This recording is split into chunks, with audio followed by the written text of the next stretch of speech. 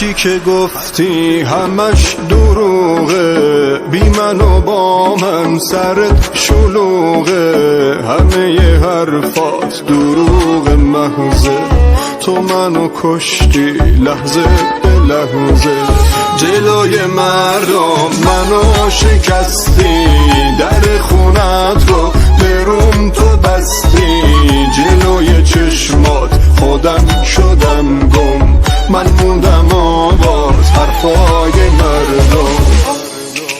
تو دروغ گفتی به من، گفتی دوستم داری، تو منو خواستی واسه روزای بیکاری، تو منو بازیچه حرفای خود کردی، فقط میتونم بگم که خیلی نامردی.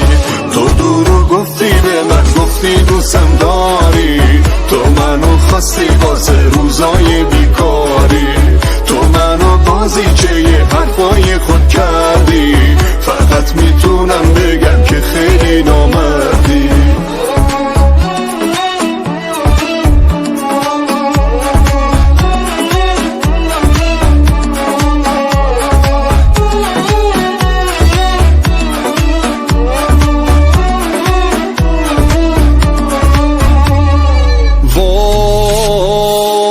تو پر از دروغ، پر از هوا هوس بودی، وای تویی که برای من حکم نفس بودی، وای خدا جون منو بگیره یا جون تو، وای راضیم به کسی که بریز خونه تو. تو دروغ گفتی به من، گفتی دوستم داری، تو منو خواستی واسه روزای بیکاری، تو منو بازیچه حرفای خود کردی، فقط میتونم بگم که خیلی نامردی.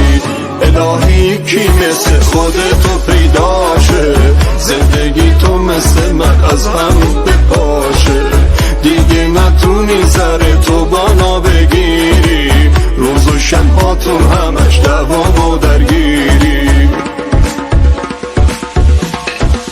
تو دروغ گفتی به من، گفتی دوستم داری، تو منو خواستی واسه روزای بیکاری، تو منو بازیچه حرفای خود کردی، فقط میتونم بگم که خیلی نامردی.